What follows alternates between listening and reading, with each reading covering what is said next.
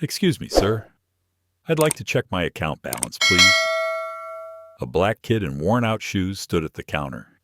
10 years old.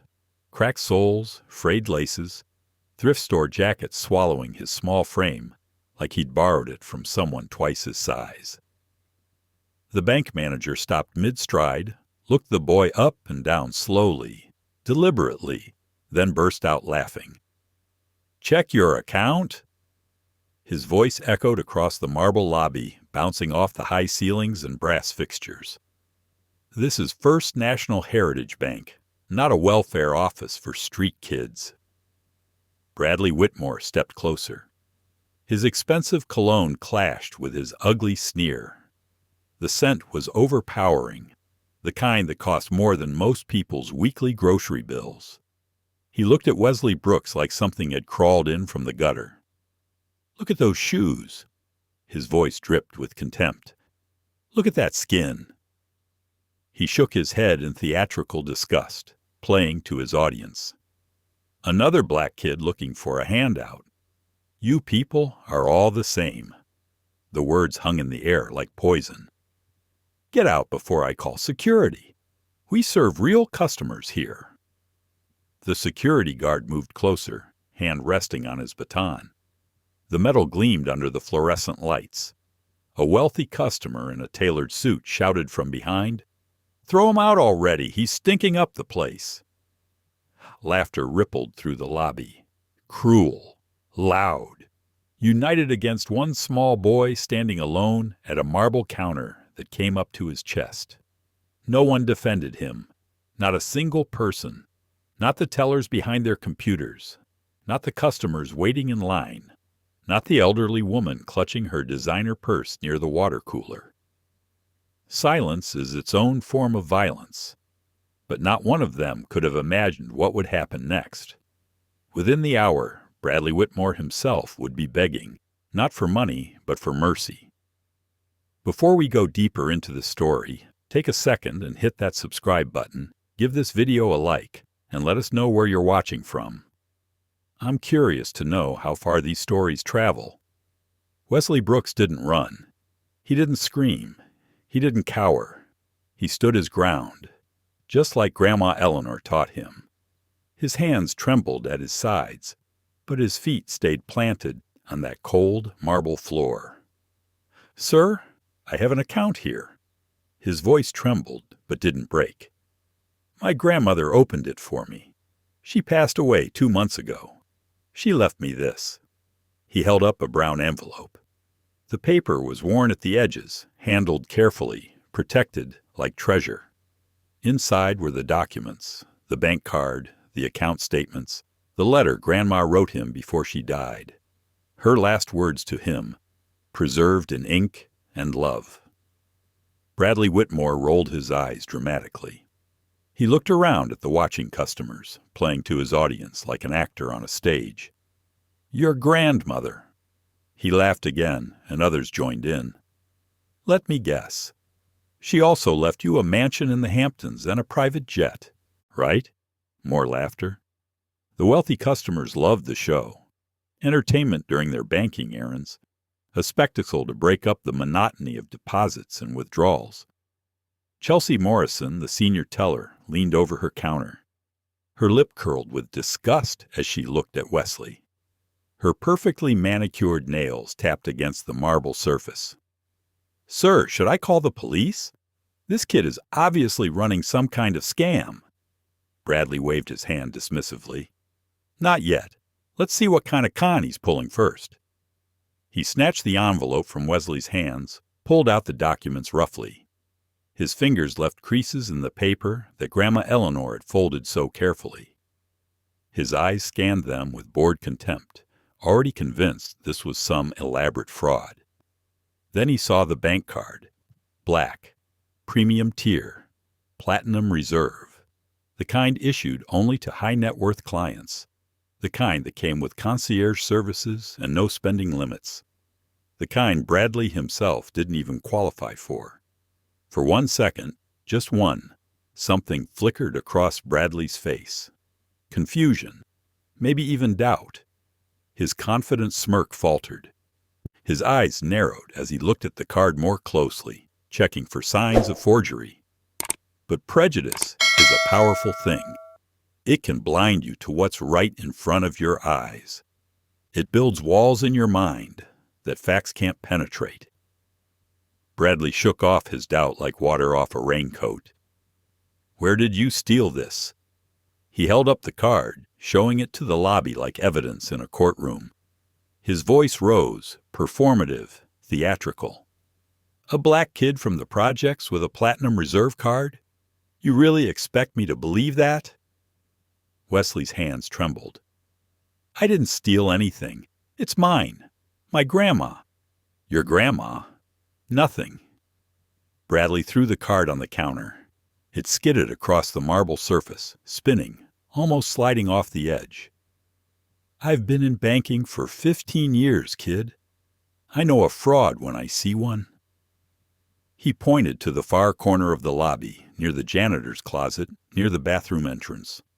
The worst seats in the building, the place where people waited for bad news, for loan rejections, for disappointment. "Sit over there. Don't move. Don't talk to anyone.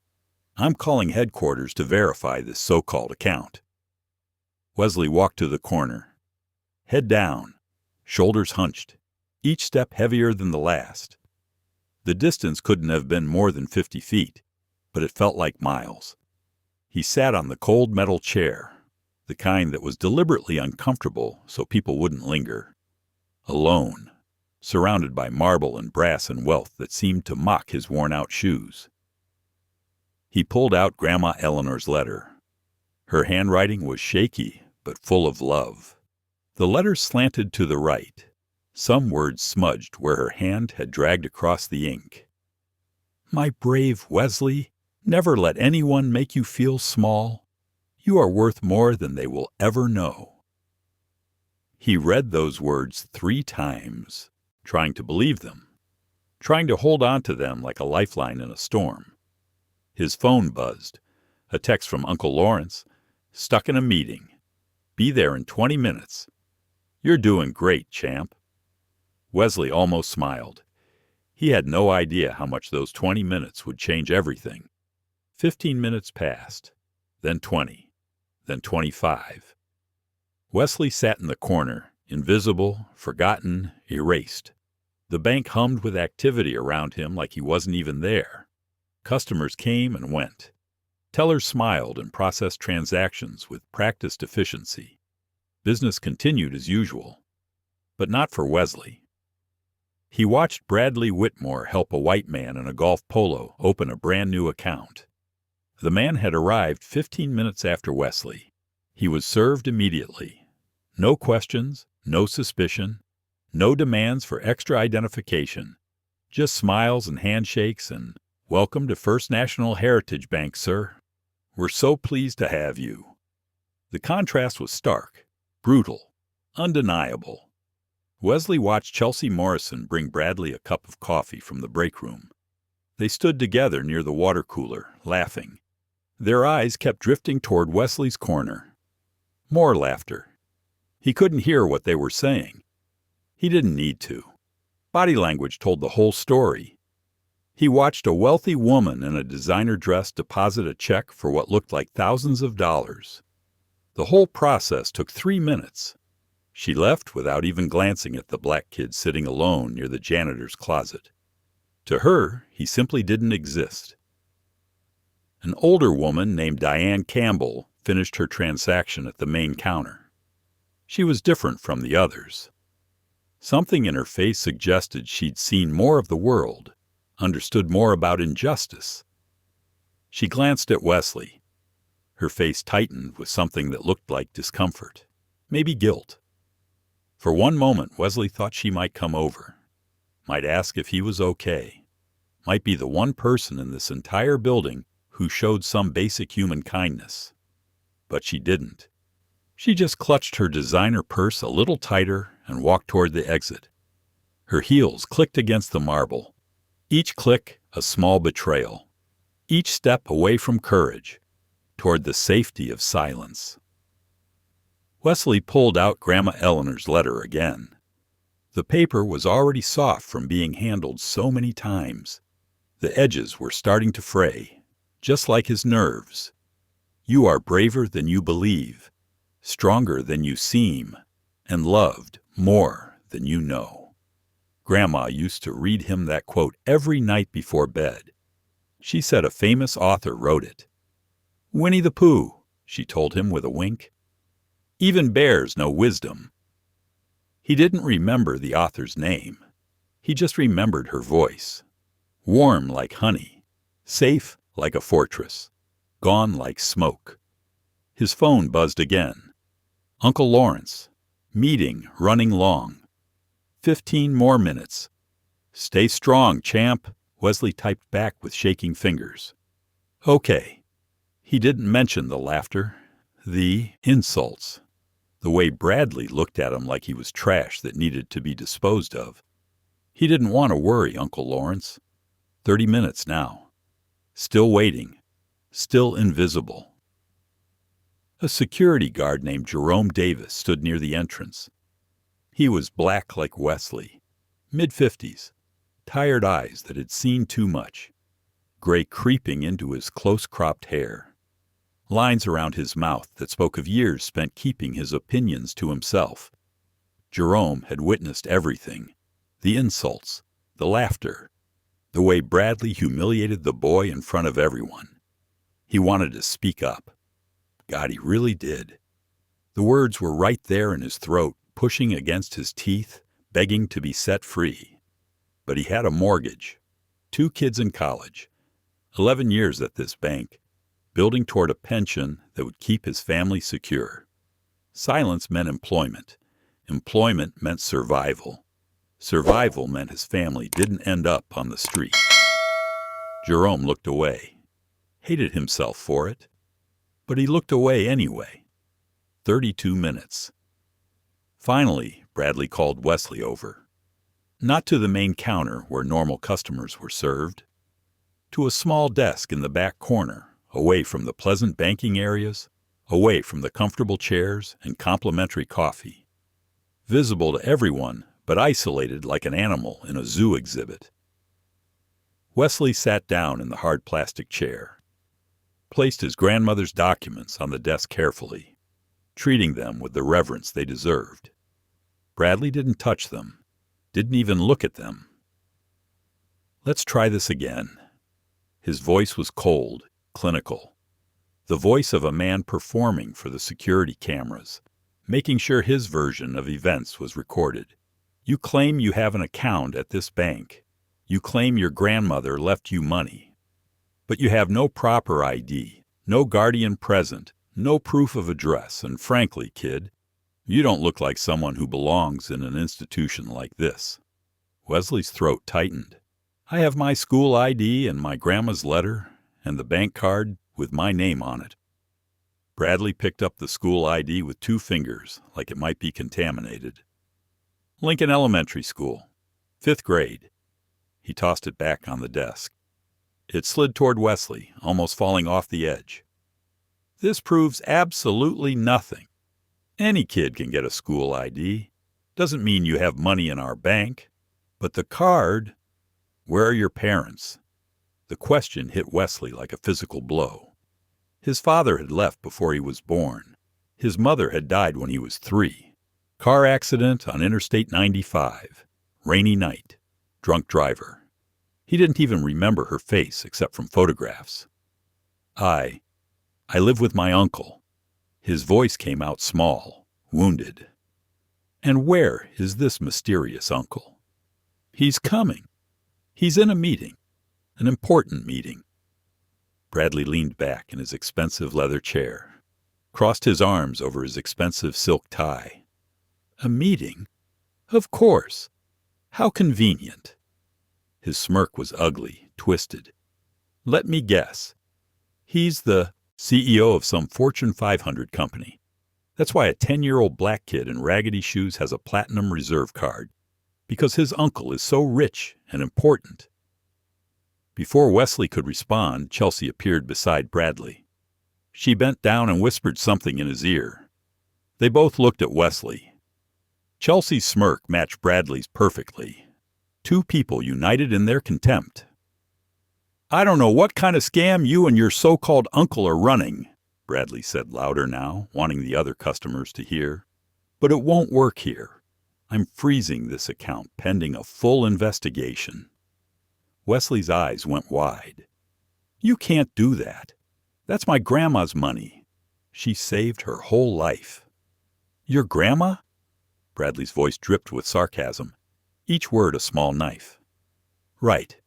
The teacher who supposedly left you a fortune. Tell me something, kid. What does she really do? Rob a bank herself? Deal drugs? What?" The words hung in the air like poison. Wesley felt something crack inside his chest. In the place where he kept Grandma Eleanor's memory safe, protected, sacred. Bradley stood up from his desk, straightened his tie, smoothed his jacket. Then he raised his voice, made absolutely sure the entire lobby could hear every word. "Ladies and gentlemen, I apologize for this disruption." His voice carried like a practiced actor's, projecting to the back row. "This is what we deal with every single day. People who don't belong in places like this, trying to take what isn't theirs."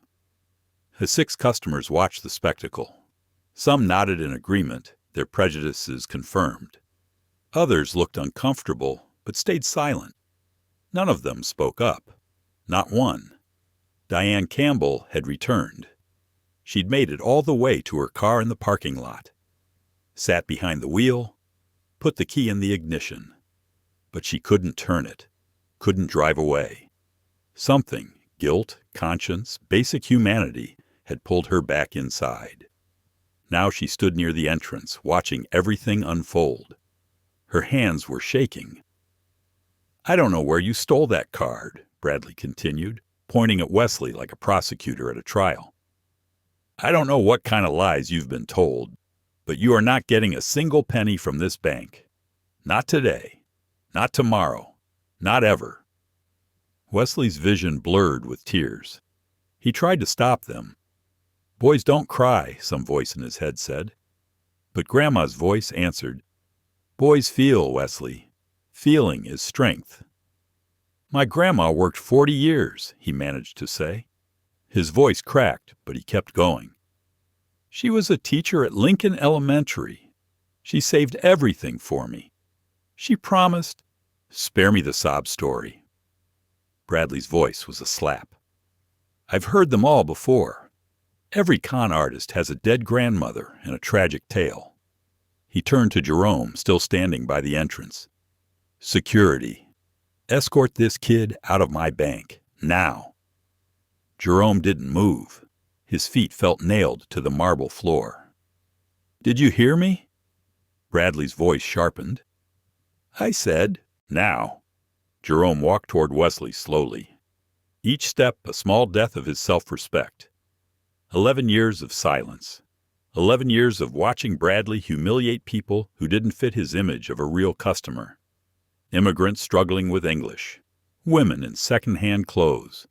Elderly people confused by technology. Anyone who looked poor, sounded different, seemed vulnerable. Jerome had never spoken up. Not once. Not ever. Today was no different. Today, he was still a coward. He stopped in front of Wesley. Extended his hand. Couldn't meet the boy's eyes.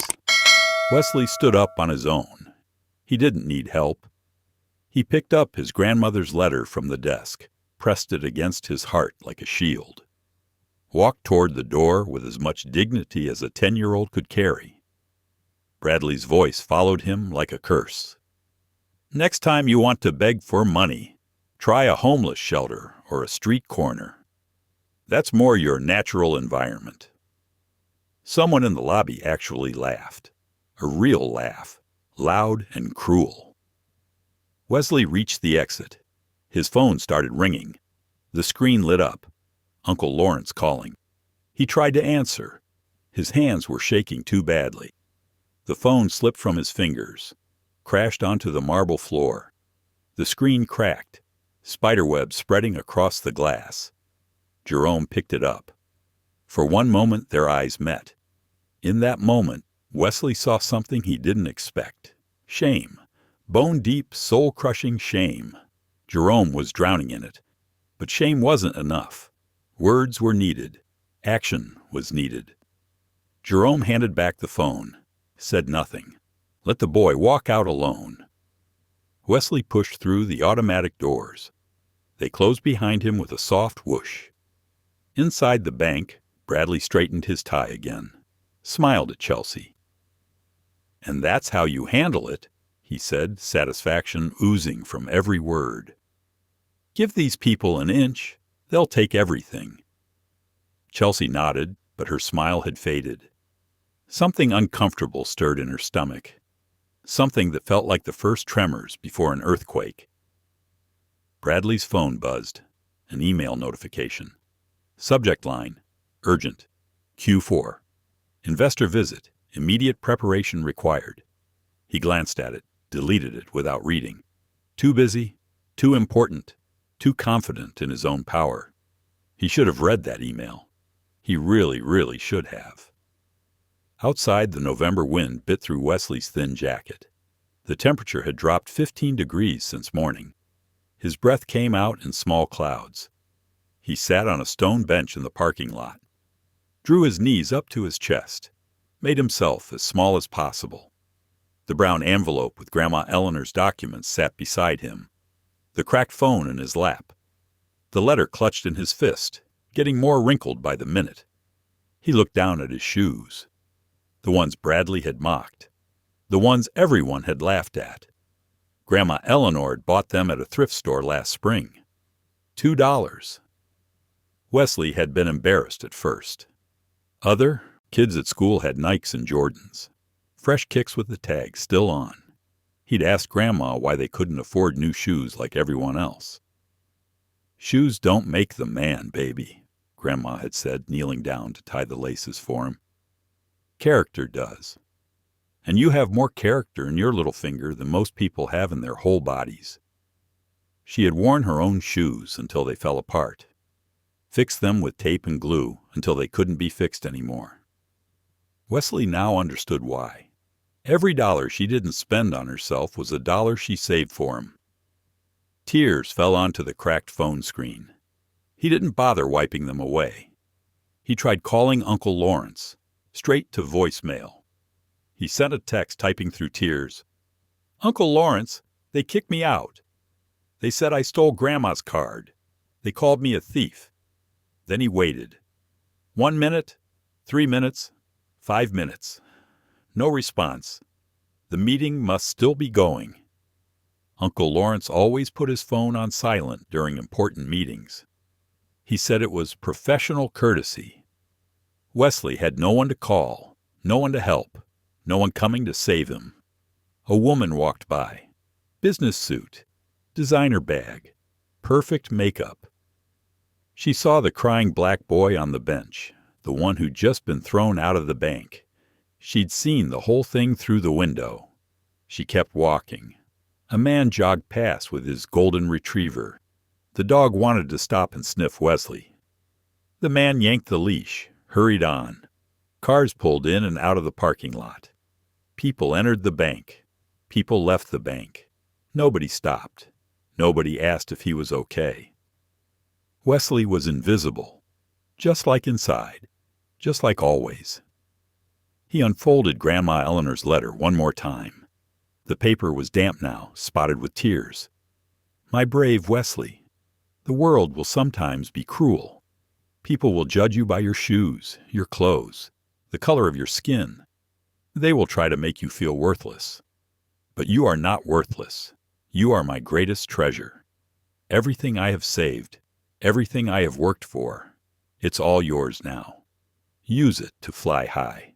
Use it to prove them all wrong. And remember, dignity is not given. It is carried. Carry yours with pride, baby. Always. All my love, forever and ever. Grandma Eleanor." She had promised him, sitting in her little kitchen, eating chocolate chip pancakes on Sunday morning. She had promised, "One day you'll walk into that bank and they'll treat you like a king, Wesley. They'll call you sir and shake your hand. You'll see. Today, they had called him a beggar, a thief, a con artist. Today, they had thrown him out like garbage. Grandma Eleanor, wherever she was, must be heartbroken. Before we continue, take a second and share your thoughts so far on this story below. I read every single one. Inside the bank, Diane Campbell stood near the entrance, frozen. She had come back, driven by guilt, pulled by conscience. She had watched the whole scene through the glass doors, watched the boy sit on the bench, watched him cry alone, watched people walk past without stopping. She should go out there, sit with him, tell him it would be okay. But what would she say? What could she possibly say? She had stood right there in the lobby, watched Bradley humiliate that child, heard the insults, the racism, the cruelty, and she had done nothing, said nothing, just like everyone else. What right did she have to comfort him now? Jerome Davis stood at his post by the door. His eyes kept drifting to the parking lot, to the small figure on the bench. His chest felt tight. His hands wouldn't stop clenching. 11 years ago, Jerome had been that boy. Different bank, different city, same humiliation. A white manager had refused to cash his paycheck. Need extra verification for people like you. A security guard had followed him around a store. Just doing my job, sir. A realtor had suddenly found that an apartment was no longer available after seeing his face. 1,000 small cuts over a lifetime, some not so small. And now Jerome was the one in the uniform, the one following orders, the one enabling the cruelty. His younger self would be disgusted. He moved toward the door. Maybe he could just... Jerome. Bradley's voice cut through like a whip. Stop daydreaming. There's a delivery at the back entrance. Handle it. Jerome hesitated. 1 second, 2 seconds.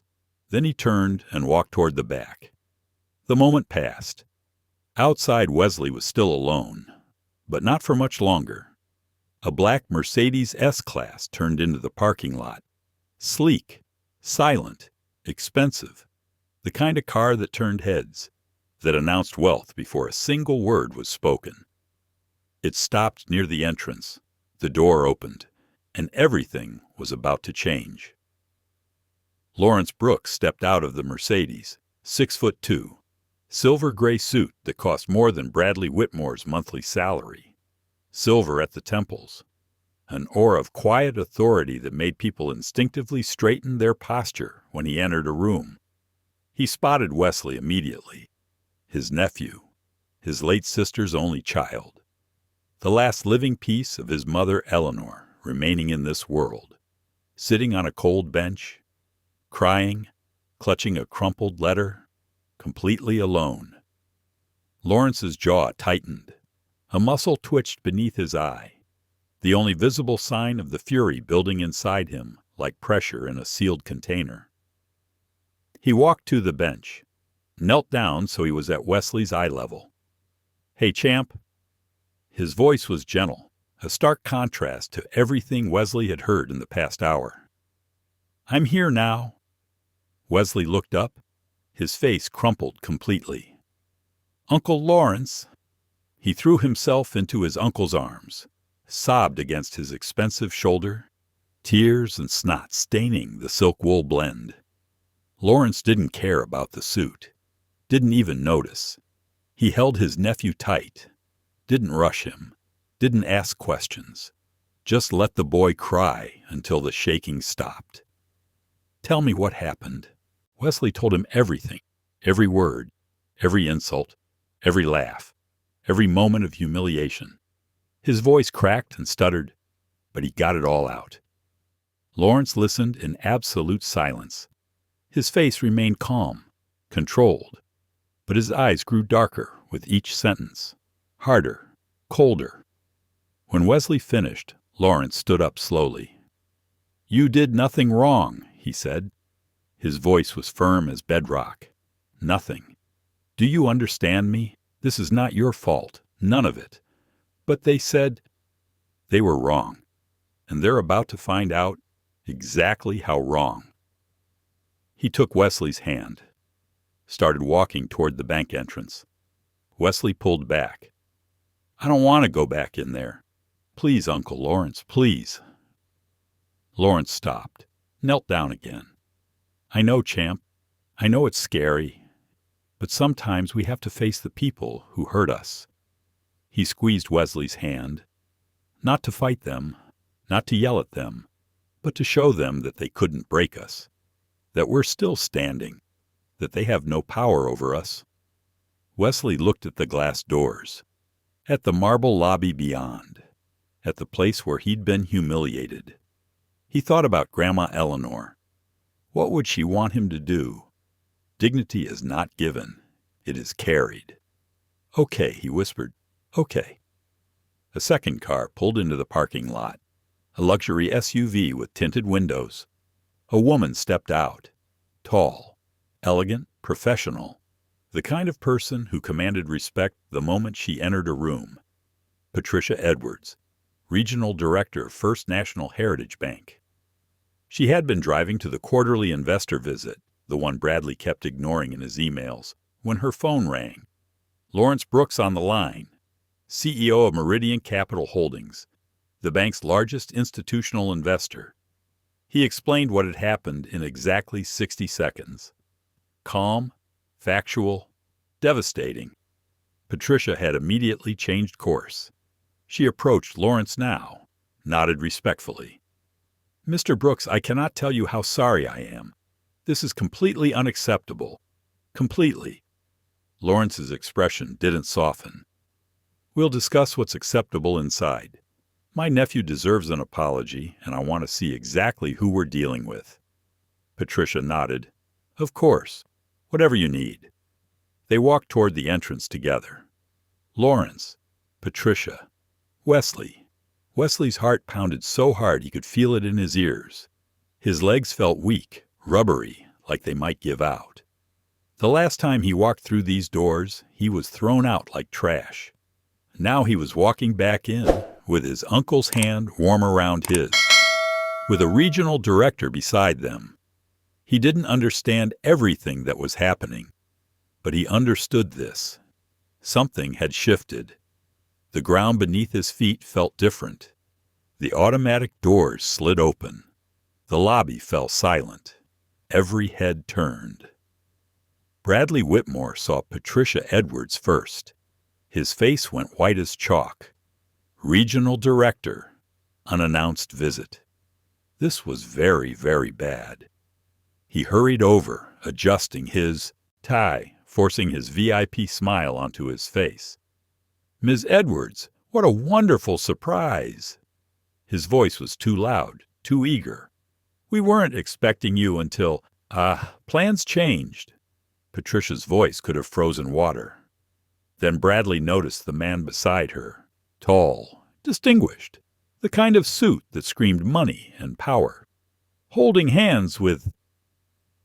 Bradley's stomach dropped. The black kid, the one he'd just thrown out, the one he'd called a thief, a beggar, a con artist. The kid was back, and he was holding hands with someone who clearly mattered. I'd like to introduce you to someone, Patricia said. Her voice carried across the silent lobby. This is Lawrence Brooks, founder and CEO of Meridian Capital Holdings.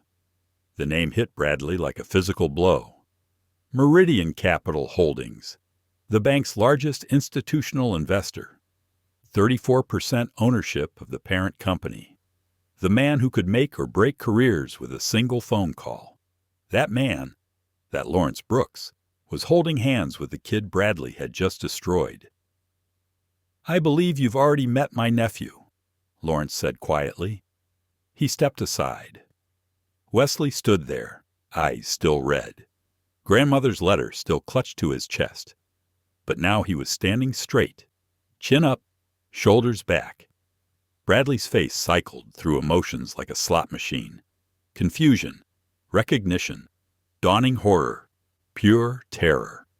I didn't... If I had known who he was... That's exactly the problem, Lawrence said. Isn't it? Chelsea Morrison dropped her pen. It clattered against the marble floor like a gunshot in the silence. Jerome Davis, standing near the back now, felt something shift in his chest. Something that had been dead for 11 years, stirring back to life. Diane Campbell, still by the entrance, pressed both hands against her mouth. Tears streamed down her face. Every single person in that lobby was watching. The customers who had laughed, the employees who had enabled, the bystanders who had stayed silent, all of them witnesses now to what was about to happen next. Lawrence released Wesley's hand. He walked toward Bradley slowly, each step deliberate, each step measured, the walk of a man who knew his power and didn't need to rush. Bradley took a step backward. His back hit the marble counter. Nowhere to run. "Mr. Whitmore." Lawrence's voice wasn't loud. It didn't need to be. The entire lobby was holding its breath. "My nephew came here today to check his account balance. His grandmother, my mother, left him that money as his inheritance. It's legally his. Every penny.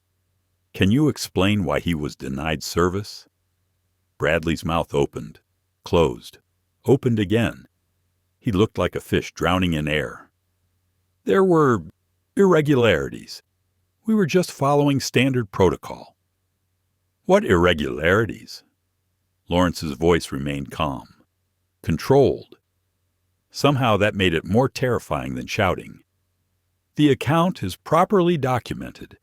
The funds have been verified by your own bank. What specific irregularity justified treating a 10-year-old child like a criminal? I didn't realize. If I had known who he was. That's exactly the problem." Lawrence stepped closer.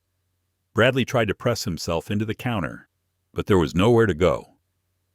"You didn't know who he was, so you decided he was nobody. You saw a black kid in worn-out shoes, and you made a judgment. Not about protocols, not about policies, about who deserves to be treated like a human being." The words landed like hammer blows. "My mother worked 40 years as an elementary school teacher. She rode the bus until she was 70 because she never wanted to waste money on a car. She wore the same winter coat for 15 years. She ate store-brand groceries so she could put money aside." Lawrence's voice didn't waver.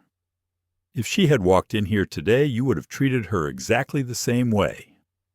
Laughed at her, humiliated her, thrown her out." Bradley said nothing. There was nothing to say. "She would have deserved better. Just like Wesley. Just like every single person who walks through those doors." Lawrence turned to Patricia. "Before we discuss consequences, I want Mr. Whitmore to see something." Patricia nodded. Lawrence walked to the main counter. Wesley followed, still holding his hand. Chelsea stood behind her computer, frozen. Her face was the color of old paper. "Pull up my nephew's account," Lawrence said. It wasn't a request. Chelsea looked at Patricia. Patricia nodded once. Trembling fingers typed. The screen loaded slowly. Everyone held their breath. And there it was. Account balance, $487,263. Almost $500,000. 40 years of a teacher's salary. Every birthday card with money tucked inside. Every Christmas bonus. Every summer tutoring job. Every single dollar Eleanor Brooks had earned, saved, sacrificed. All for Wesley. Bradley stared at the number. His face went gray. His mouth fell open. No sound came out. Complete silence. Then Lawrence spoke. "He laughed at your shoes." His voice was quiet, but carried to every corner of the lobby. "He stopped laughing when he saw the balance." The number glowed on the screen. 487,163 chairs. Bradley couldn't stop staring at it. His brain couldn't process what his eyes were seeing. $500,000 in an account belonging to the kid he just called a beggar. "That," Lawrence said, pointing at the screen, "is the money my mother saved over 40 years. She rode buses in the rain so Wesley could go to college someday. She wore second-hand clothes so Wesley could have a future. She ate rice and beans for dinner so Wesley would never go hungry. He paused. Let the words sink in. And you almost took that away from him because of his shoes. Bradley finally found his voice. It came out cracked and desperate. I didn't know. If I had known there was that much money. And that's the real problem. Lawrence's voice went cold, sharp as a blade. You would have treated him differently if you knew he had money. Your respect comes with a price tag, but human dignity doesn't. He looked at the number one more time, then at Wesley. My mother always said something to me. A person who treats the waiter differently than the CEO has no character at all.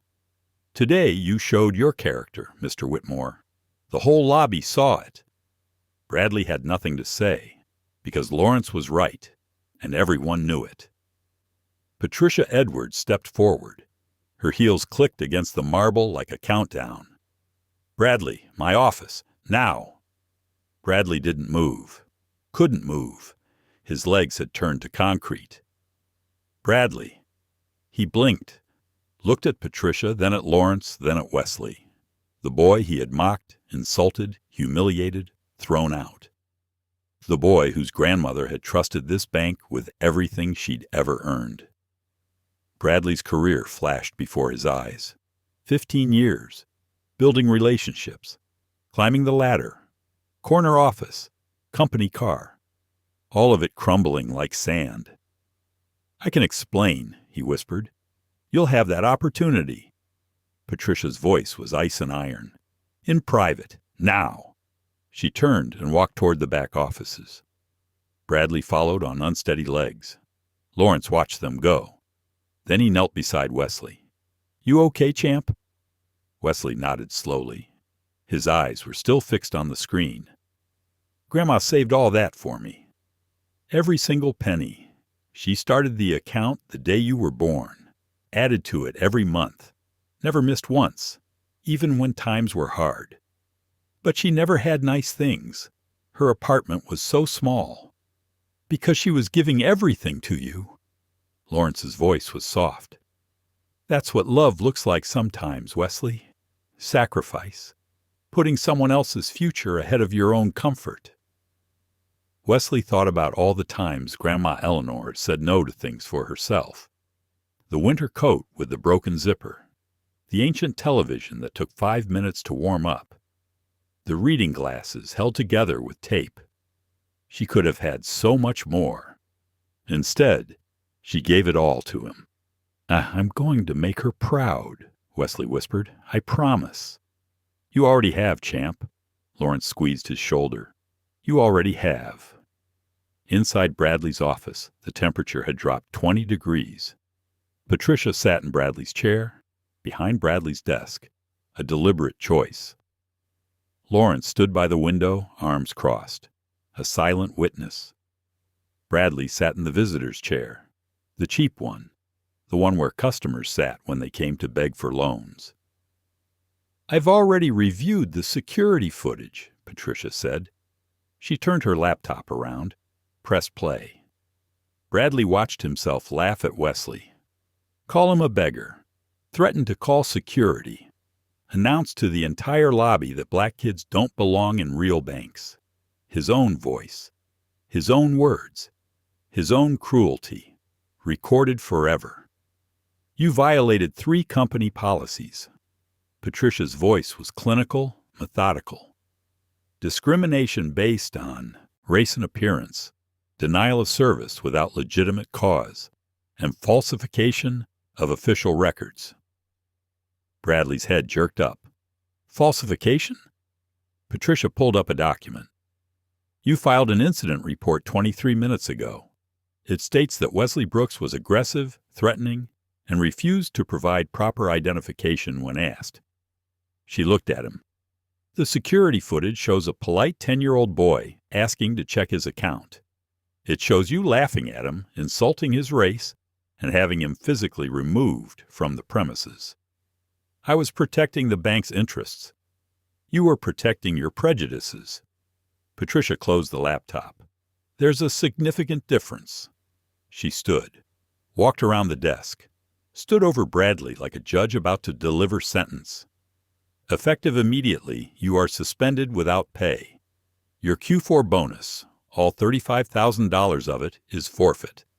A full HR investigation will begin tomorrow morning. If it confirms discriminatory intent, and based on this footage it will, termination for cause will follow. Bradley's face crumbled like wet paper. 15 years. I gave this bank 15 years. And in 15 years, you should have learned that every customer deserves basic respect. Patricia opened the door. Security will escort you to collect your personal belongings. Your access credentials have already been revoked. Bradley stood. His legs barely supported him. He looked at Lawrence one last time, searching for mercy, finding none. If he wasn't your nephew, you're right. Lawrence's voice was quiet, devastating. If he wasn't my nephew, he would have walked out with nothing, filed a complaint that would have been ignored, maybe called a lawyer who would have told him it wasn't worth pursuing. That's exactly the problem, Mr. Whitmore. He shouldn't need me to be treated like a human being. No one should.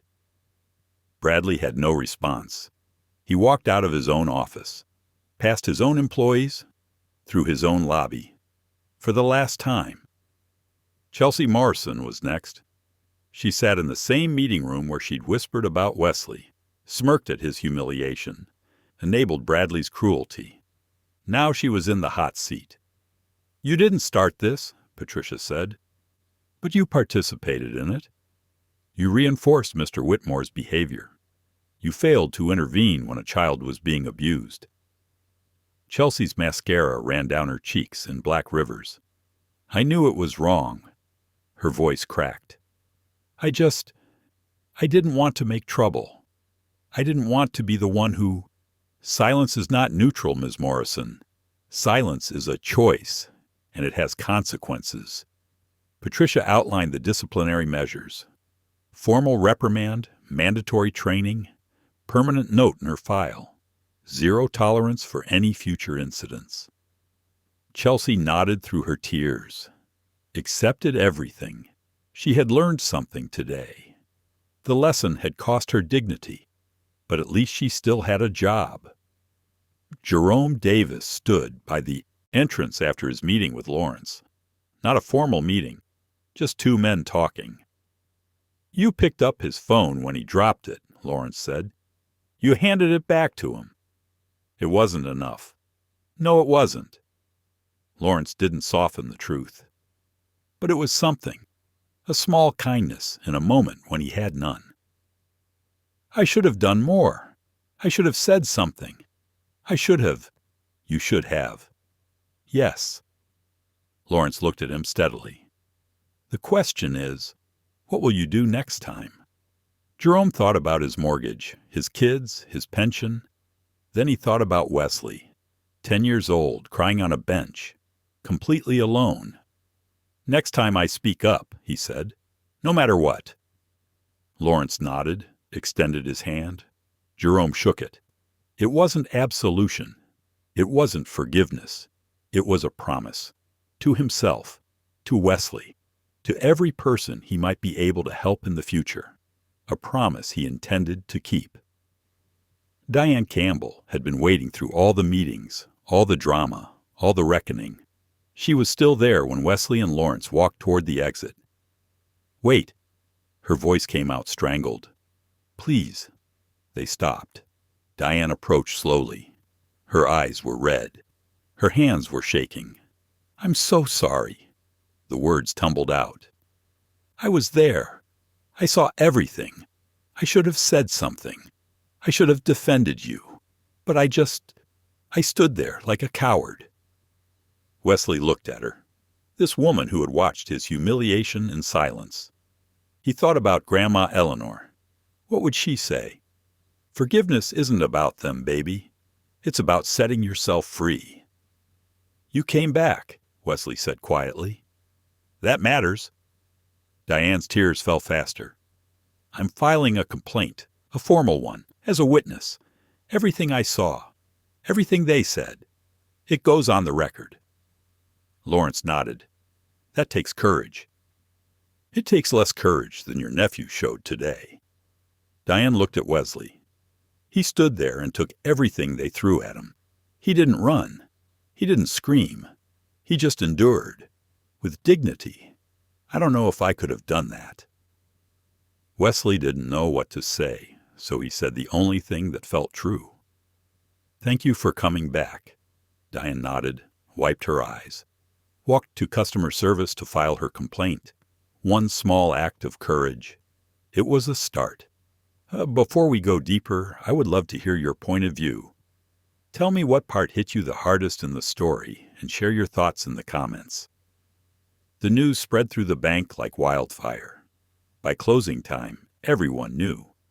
Bradley Whitmore, 15-year veteran, branch manager, terminated for cause. The official reason: violation of company policies regarding customer service and professional conduct. The real reason spread through whispers and texts. He mocked a black kid, called him a beggar, threw him out. Turns out the kid's uncle owns a third of the bank. By the next morning, it was regional news. By the following week, national, not the details. Those were kept, private to protect Wesley. But the story got out. Bank manager fired for discriminating against a child. Major investor involved. Complete corporate accountability. People talked about it, argued about it, shared their own stories. It became a moment. Bradley Whitmore's termination was finalized within 72 hours. No severance, no recommendation letter, no pension benefits beyond what was legally required. 15 years of work, gone in 15 minutes. He applied to other banks. Word had spread. No one would hire him. He ended up managing a check-cashing store in a strip mall 3 towns over, helping the same kinds of people he used to mock. Some called it karma. Others called it justice. Bradley called it nothing. He didn't have the words. Chelsea Morrison kept her job. Barely. She completed every training module, showed up early, stayed late, never smirked at another customer again. 6 months later, she transferred to a different branch, needed a fresh start. 6 months after that, she quit banking entirely, went back to school, became a social worker. She spent her days helping families navigate systems designed to exclude them, the same systems she had once enforced. The irony wasn't lost on her. Neither was the lesson. 3 weeks after the incident, Jerome Davis faced his first test. A young Hispanic woman came into the bank, nervous, uncertain. Her English wasn't perfect. She struggled to explain what she needed. A new teller, young, impatient, was getting frustrated. His sighs were getting louder, his eye rolls more obvious. Jerome walked over. "Is there a problem here?" the teller started to explain. Jerome cut him off. "This woman is a customer. She deserves patience and respect. Help her properly, or I will find someone who can." The teller's eyes went wide. He apologized, helped the woman with genuine care. Jerome went back to his post. His heart was pounding, his hands were shaking. But he had spoken up. For the first time in 11 years, he had spoken up. And it felt like breathing after being underwater for too long. Patricia Edwards didn't stop with Bradley. Within 3 months, she implemented sweeping changes across the entire region. Mandatory bias training. Every employee, every quarter, no exceptions. New customer service protocols. Every inquiry handled within 15 minutes regardless of appearance. Mystery shoppers hired to test compliance. An anonymous reporting hotline for customers and staff alike. Zero tolerance for discrimination. A small plaque mounted at every entrance. Every customer deserves respect. First National Heritage Bank. It wasn't revolutionary. It wouldn't fix centuries of systemic racism overnight. But it was a start. A real one. Patricia made one more change. A personal one. She called Lawrence Brooks directly. "I want to do more than just discipline bad behavior," she said. "I want to honor your mother's legacy." What would that look like? Lawrence thought about it. Talked to Wesley. Talked to his memories of Eleanor. A week later, they announced it. The Eleanor Brooks Memorial Scholarship. Named after Wesley's grandmother. Funded by the bank. Administered by a community foundation. Every year, 2 scholarships awarded. Full tuition, books, living expenses, recipients, students from underserved communities pursuing degrees in education. Teachers teaching future teachers. Eleanor Brooks's legacy multiplied. The first recipients would be announced the following fall. The selection committee would include community leaders, educators, and one very special advisor. Wesley Brooks, 10 years old, already changing the world. When Lawrence told him about the scholarship, Wesley was quiet for a long time. They named it after Grandma. They did. So her dream keeps living. Yes. So she keeps helping kids, even though she's gone. Wesley looked at the framed photo on his dresser. Grandma Eleanor smiling, wearing her old coat and her old shoes. She would have cried, Wesley said. Happy tears. Yeah. Lawrence's voice was thick. She would have. Wesley walked to his closet, pulled out his worn-out sneakers, the ones Bradley had laughed at. He placed them on his shelf next to the photo. He would never throw them away. Never. The video surfaced 3 weeks after the incident. Not from the bank's security cameras. Those were sealed. From a customer's phone. The young professional who had been filming that day. He'd meant to post it for laughs. Drama at the bank. Easy engagement. Quick views. But then he'd watched what happened after. Watched Lawrence arrive. Watched Bradley crumble. Watched justice unfold in real time. And he felt something unexpected. Shame. He had stood there filming, laughing, entertained by a child's humiliation. What kind of person did that make him? He deleted the original video. But guilt lingered, festered, wouldn't let him sleep. 3 weeks later, he posted something different. His own face, his own confession. I was there that day. I watched a bank manager humiliate a 10-year-old black boy for wearing old shoes. I watched. I laughed. I filmed it like it was entertainment. I was wrong. I was part of the problem. That kid showed more courage than anyone in that lobby, including me, especially me. So if you ever see something like this happening, don't watch. Don't film.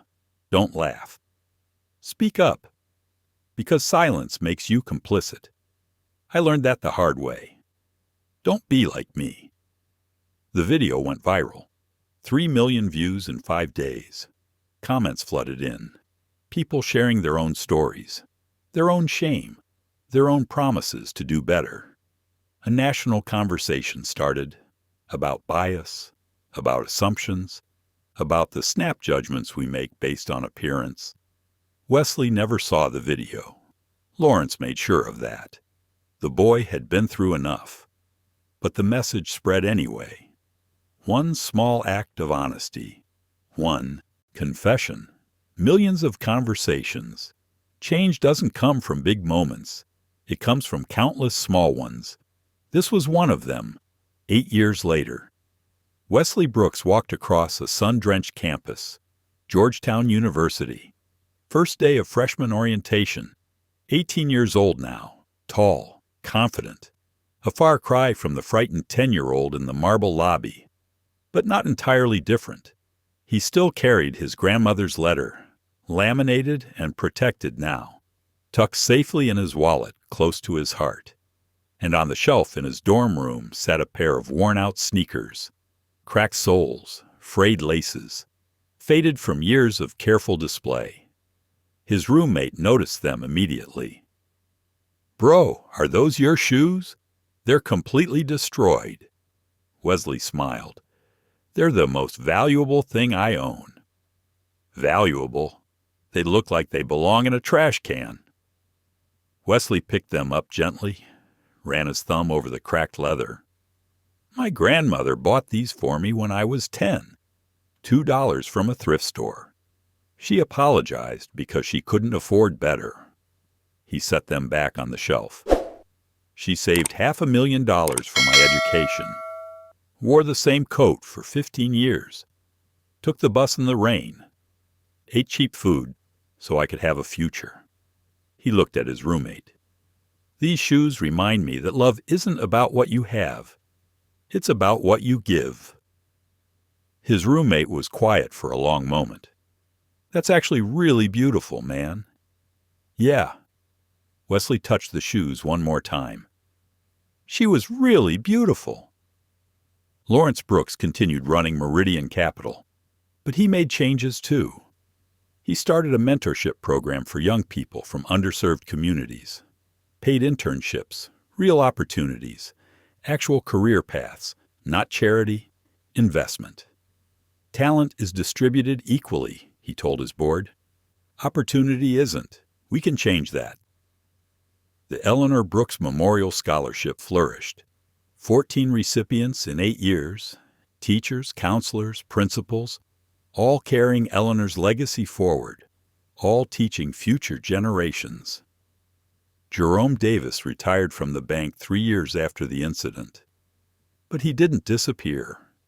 He became a school resource officer. Different kind of security, protecting kids instead of removing them.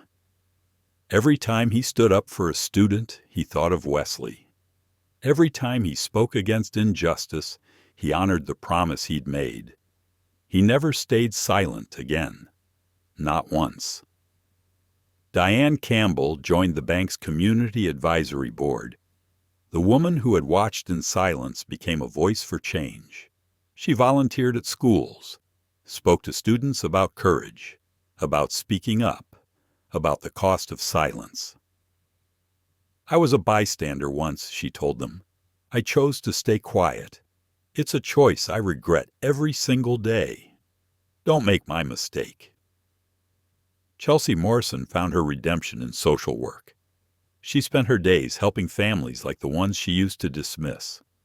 She never forgot Wesley, never forgot how close she had come to being exactly like Bradley. She was different now. Not perfect, but genuinely different. Bradley Whitmore. Nobody really knew what happened to Bradley. Some said he moved to another state, started over, changed his name. Some said he never recovered, drank himself into obscurity. Some said he finally understood what he'd done, spent his days volunteering at shelters, trying to make amends. Nobody knew for sure. Maybe that was its own kind of justice. Wesley stood at his dorm window as the sun set over Georgetown. Tomorrow classes would start. His future would begin. He pulled out his grandmother's letter, read it one more time, the words he knew by heart. "My brave Wesley, never let anyone make you feel small. You are worth more than they will ever know. Dignity is not given. It is carried. Carry yours with pride."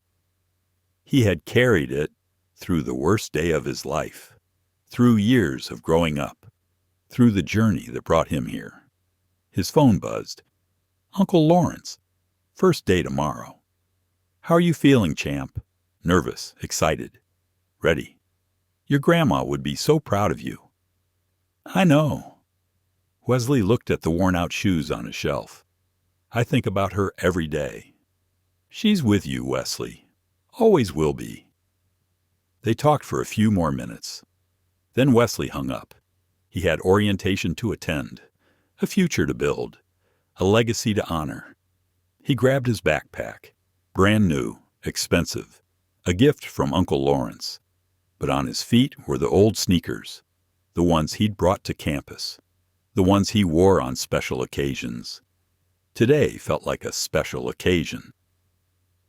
Wesley Brooks walked out of his dorm room into his future, carrying his dignity with pride. Just like Grandma Eleanor taught him, respect is not a reward for success.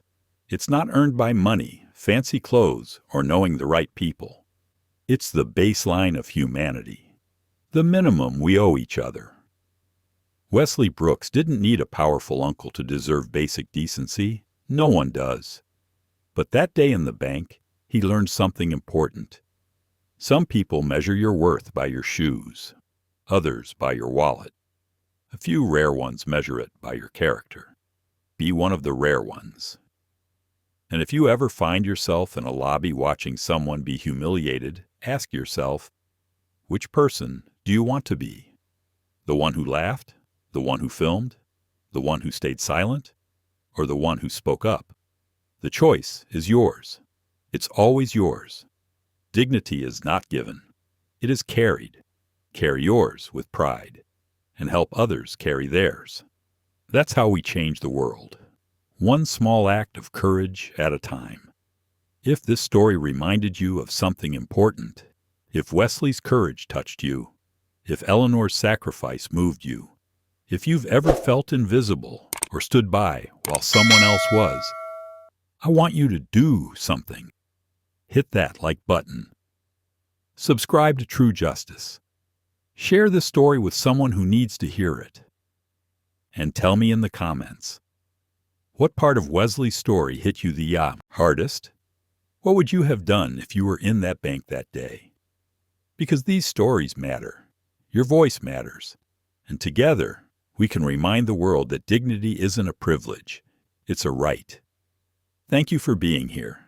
Thank you for listening, and thank you for choosing to be one of the rare ones. I'll see you in the next story.